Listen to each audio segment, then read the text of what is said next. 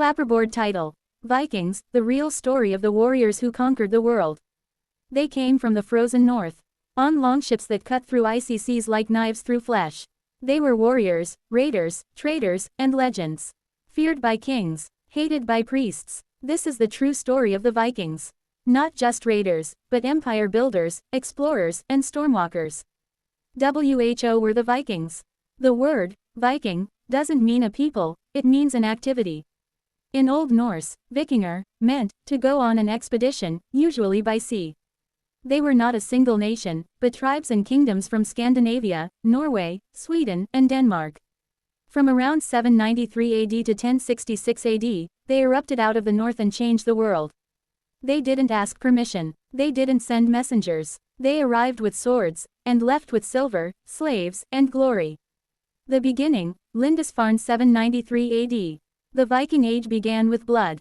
In the year 793, a terrifying raid shocked all of Christian Europe. Monks at the holy island of Lindisfarne, off the coast of England, were slaughtered. Their church was burned. Their gold was stolen. Europe had never seen anything like it. This was not a war. It was lightning from the sea. The Vikings had arrived. Viking longships, the ultimate weapon. How did a people from the frozen north conquer so much of the world? The answer: longships. Sleek, fast, and deadly, Viking longships could travel across oceans, and then row up narrow rivers to strike deep into enemy territory. They could carry warriors across the North Atlantic, and sneak into the heart of Paris by sailing up the Seine River. With these ships, the Vikings were not limited by land. The sea was their road, and no place was out of reach. Vikings in England, blood and conquest. England suffered more Viking raids than any other place in Europe. In 865 AD, a massive Viking army invaded England. It was called the Great Heathen Army, and it wasn't just raiding. It came to conquer. Led by legendary warriors like Ivar the Boneless, Ubbe Ragnarsson, and Halfdan Ragnarsson, they carved out their own kingdoms in English land. The Anglo-Saxon kingdoms fell one by one. Only one remained: Wessex, under King Alfred the Great. Alfred held out. He fought back. He even made peace, by giving the Vikings land in return for loyalty. This land became known as the Danelaw, Viking England. The culture of the Vikings. Forget the Hollywood myths. Vikings weren't just barbarians with horned helmets, they didn't even wear horns.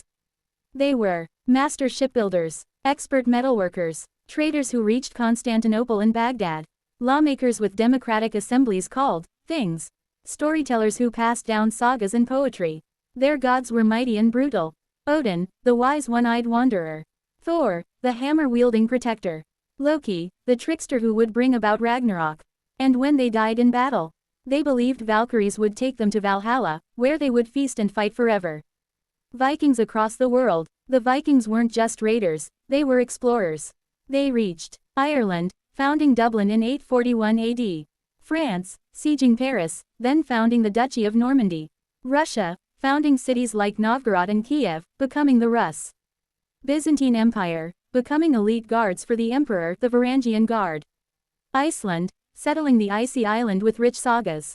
Greenland, building colonies. North America, yes, you heard that right.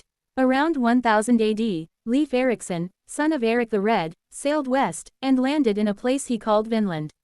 Modern archaeologists believe this was in Canada, meaning the Vikings reached America 500 years before Columbus.